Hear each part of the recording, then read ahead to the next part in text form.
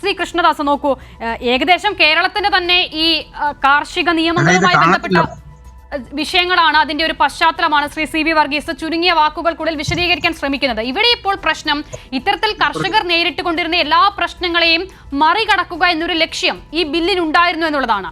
Governor എന്നയാൾ ഭരണഘടനാ പദവിയിലിരിക്കുന്നയാളാണ്. അങ്ങനെ ഭരണഘടനാ പദവിയിലിരിക്കുന്ന ഒരാൾക്ക് ആത്യന്തികമായി ഉടമസ്ഥത അല്ലെങ്കിൽ ആത്യന്തികമായി അദ്ദേഹത്തിന് മുഖവിലേക്ക് എടുക്കേണ്ടത് ജനങ്ങളെയാണ്. പക്ഷേ ഇവിടെ അത് ഉണ്ടാകുന്നില്ല. എന്തുകൊണ്ടാണ് ഗവർണർ ഈ ബില്ലിലും മറ്റു അനേകം ബില്ലുകളിൽ എന്ന പോൽ ഒപ്പിടാൻ മടി കാണിക്കുന്നത്?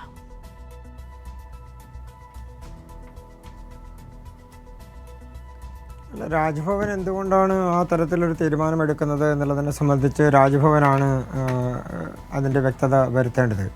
സ്വാഭാവികമായും ഒരു ബില്ല് അവതരിപ്പിക്കുകയും അത് നിയമമാക്കണം എന്നുള്ള സ്ഥലത്തിലേക്ക് പോവുകയും ചെയ്യുമ്പോൾ അത് കോടതി ഉത്തരവുകളുടെ അടിസ്ഥാനത്തിലാണെങ്കിൽ അതിന് ഏതെങ്കിലും തരത്തിലുള്ള അപ്പീൽ പ്രൊവിഷൻ ഉണ്ടോ അല്ലെങ്കിൽ അപ്പീൽ നടപടികളുമായി പോകുന്നുണ്ടോ എന്നുള്ളതിനെ സംബന്ധിച്ച് വ്യക്തത വരേണ്ടതുണ്ട്. മറ്റൊന്ന്, ഇതുമായി ബന്ധപ്പെട്ടുകൊണ്ട് നമ്മൾ ബില്ല് പാസ്സാക്കുന്ന സമയത്ത് അത് കേന്ദ്ര വന നിയമവുമായി ബന്ധപ്പെട്ടോ കേന്ദ്രത്തിൻ്റെ മറ്റ് നിയമങ്ങളുമായി ബന്ധപ്പെട്ടോ ഏതെങ്കിലും തരത്തിലുള്ള വ്യത്യാസങ്ങൾ അതുമായി ബന്ധപ്പെട്ടുകൊണ്ടുണ്ടോ എന്നുള്ളത് പരിശോധിക്കപ്പെടേണ്ടതുണ്ട്. അങ്ങനെ എല്ലാ കാര്യങ്ങളും പരിശോധിക്കേണ്ടത് ഗവർണറാണ് അത് ഒപ്പിടുന്നതിന് മുൻപ്. ബില്ല് അവതരിപ്പിച്ചു, നിയമസഭ പാസ്സാക്കി എന്നുള്ളത് കൊണ്ട് അതിൻ്റെ എല്ലാ നൂലാമാലകളും അതുമായി ബന്ധപ്പെട്ടുകൊണ്ടുള്ള വിഷയങ്ങളും അവസാനിച്ചു എന്നർത്ഥമില്ല. നിയമസഭയ്ക്ക് എന്തും പാസ്സാക്കാം, അതിന് രാഷ്ട്രീയമുണ്ട്, രാഷ്ട്രീയപരമായ നിലപാടുകൾ സ്വീകരിക്കാം. പക്ഷേ നിയമത്തിന് രാഷ്ട്രീയമില്ല. നിയമം പാസ്സാക്കി കഴിഞ്ഞാൽ അത് എല്ലാ വിഭാഗം ആളുകളെയും ബന്ധിപ്പിക്കുന്ന തരത്തിൽ അതിൻ്റെ പാർശ്വഫലങ്ങൾ അനുഭവിക്കുന്ന ആളുകൾ വേറെ ഉണ്ടോ, അതുമായി ബന്ധപ്പെട്ടുകൊണ്ടുള്ള തടസ്സങ്ങൾ മറ്റേതെങ്കിലും ഉണ്ടോ എന്നുള്ളത് പരിശോധിക്കപ്പെടുക എന്നുള്ളത് നിയമം പാസ്സാക്കുന്നതിന് മുൻപ് ഗവർണറുടെ ഉത്തരവാദിത്തമാണ്.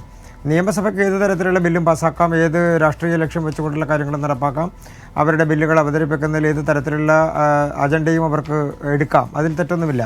പക്ഷേ അതെല്ലാം നിയമമാകുന്നതോടുകൂടി ഈ രാജ്യത്തെ മുഴുവൻ ആളുകളെയും ബാധിക്കുന്ന തരത്തിലേക്ക് മാറും. അങ്ങനെ വരുമ്പോൾ അതിലേതെങ്കിലും തരത്തിലുള്ള മാറ്റങ്ങൾ ആവശ്യമുണ്ടോ അല്ലെങ്കിൽ അതിലേതെങ്കിലും തരത്തിലുള്ള വ്യക്തത കുറവുണ്ടോ, വ്യക്തത വരുത്തേണ്ടതുണ്ടോ, അങ്ങനെ വ്യക്തത വരുത്തപ്പെടാത്ത വശങ്ങൾ പൂർണ്ണമായും പരിശോധിക്കുകയും അതിന് അംഗീകാരം കൊടുക്കുന്നതിന് മുൻപ് അതിൻ്റെ നടപടിക്രമങ്ങൾ പൂർത്തിയാക്കുകയും ചെയ്യുക എന്നുള്ള ഉത്തരവാദിത്തം ഗവർണറിൽ നിക്ഷിപ്തമാണ്.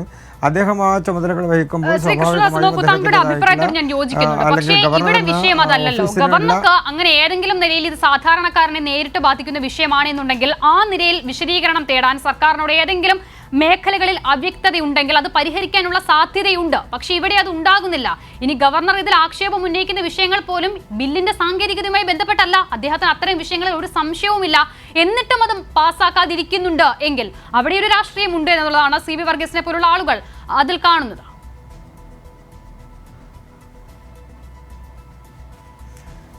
അക്ഷിത, ഇതിലൊരു ചെറിയ പ്രശ്നം, നിയമത്തിന് സാധാരണക്കാരനോ നിയമത്തിന് അസാധാരണക്കാരനോ ഒന്നുമില്ല. നിയമം പാസ്സാക്കി കഴിഞ്ഞാൽ അത് എല്ലാവരെയും ബാധിക്കുന്നതാണ്. അത് സാധാരണക്കാരന് വേണ്ടി ഒരു നിയമം, അസാധാരണക്കാരന് വേണ്ടി വേറൊരു നിയമം, അങ്ങനെ പാസ്സാക്കാൻ നമ്മുടെ രാജ്യത്ത് സംവിധാനങ്ങളില്ല. ഏത് നിയമവും നടപ്പാക്കുന്ന സമയത്താണെങ്കിലും നിയമം പാസ്സാക്കുന്ന സമയത്താണെങ്കിലും അത് മുഴുവൻ ജനവിഭാഗങ്ങളെയും ബന്ധിപ്പിക്കുന്ന തരത്തിലാണ് നടപ്പാക്കാൻ വേണ്ടി കഴിയുക. അങ്ങനെ വരുമ്പോൾ അമെൻമെൻറ്റ് കൊണ്ടുവന്നിട്ടുള്ള കാര്യങ്ങൾ അത് മറ്റ് നിയമങ്ങൾക്ക് കോൺട്രഡിക്ഷൻ ഉള്ളതാണോ, മറ്റ് നിയമങ്ങളുമായി ഏതെങ്കിലും തരത്തിൽ തർക്കമുണ്ടാകുന്നതാണോ എന്നുള്ളത് പരിശോധിക്കപ്പെടേണ്ടതുണ്ട്. മറ്റൊന്ന്, അതുമായി ബന്ധപ്പെട്ടുകൊണ്ട് നമ്മുടെ സംസ്ഥാനത്ത് കർഷകരെ ബാധിക്കുന്ന പ്രശ്നങ്ങളാണ് എന്നൊരു ഭാഗത്ത് പറയുമ്പോൾ തന്നെ അത് മറ്റേതെങ്കിലും ജനവിഭാഗങ്ങളെ ബാധിക്കുന്നതാണോ, കൈവശത്തിൽ ഭൂമി ഇരിക്കുന്ന ആളുകളെ ബാധിക്കുന്നതാണോ, അതല്ലെങ്കിൽ ഭൂമി കൈവശം കിട്ടാൻ അവകാശമുള്ള ആളുകളെ ബാധിക്കുന്നതാണോ, അത് കയ്യേറ്റക്കാരെ ബാധിക്കുന്നതാണോ, കുടിയേറ്റക്കാരെ ബാധിക്കുന്നതാണോ, ഈ തരത്തിൽ നിരവധി പ്രശ്നങ്ങൾ അതുമായി ബന്ധപ്പെട്ടുകൊണ്ടുണ്ട്. പ്രത്യേകിച്ച് ഇടുക്കി ജില്ലയുമായി ബന്ധപ്പെട്ടുകൊണ്ട് മൂന്നാർ മേഖലയുമായി ബന്ധപ്പെട്ടുകൊണ്ട് ഒക്കെ നിലനിൽക്കുന്ന പല പ്രശ്നങ്ങളും നമ്മുടെ രാജ്യത്തെ സ്പെഷ്യൽ എക്കണോമിക് സോണിൽപ്പെടുന്ന സ്ഥലങ്ങളാണെങ്കിലും അതല്ലെങ്കിൽ അതുമായി ബന്ധപ്പെട്ടുകൊണ്ട് പരിസ്ഥിതി ലോല പ്രദേശങ്ങളുമായി ബന്ധപ്പെട്ടുകൊണ്ട പ്രശ്നങ്ങളാണെങ്കിലും ആ തരത്തിൽ നിരവധി സങ്കീർണമായിട്ടുള്ള പ്രശ്നങ്ങൾ ഉൾപ്പെടുന്ന മേഖലയാണത്. അപ്പോൾ അതിൻ്റെ എല്ലാ തരത്തിലുള്ള നിയമം, നമ്മൾ ഒരു നിയമത്തെ മാത്രം കണ്ടുകൊണ്ട് അതിൻ്റെ അമെൻമെൻറ്റിനെ സംബന്ധിച്ച് മാത്രം ആലോചിക്കാൻ കഴിയില്ലല്ലോ സ്വാഭാവികമായും.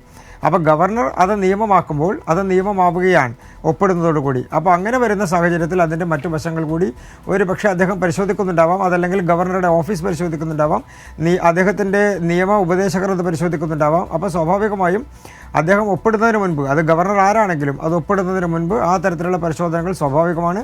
അതിനുള്ള സമയമെടുക്കുക എന്നുള്ളതും സ്വാഭാവികമായിട്ടുള്ള നടപടി മാത്രമാണ്. അതിൽ ഇത്ര നാൾക്കുള്ളിൽ ഒപ്പിടണമെന്നോ ഇന്ന രീതിയിൽ ഒപ്പിടണമെന്നോ ഇന്ന വ്യവസ്ഥകളോടുകൂടി ഒപ്പിടണമെന്നോ എന്നും ശഠിക്കാനോ നിർബന്ധം പിടിക്കാനോ ഉള്ള സാധ്യത നിലവിൽ നമ്മുടെ രാജ്യത്തെ നിയമ സംവിധാനത്തിലില്ല. നീട്ടിക്കൊണ്ടു പോകാനാകില്ലെന്ന് കോടതികൾ വരെ പറഞ്ഞ പശ്ചാത്തലം കൂടി ഉണ്ട്. അത് അങ്ങ് ഓർക്കുക. ഞാൻ മടങ്ങി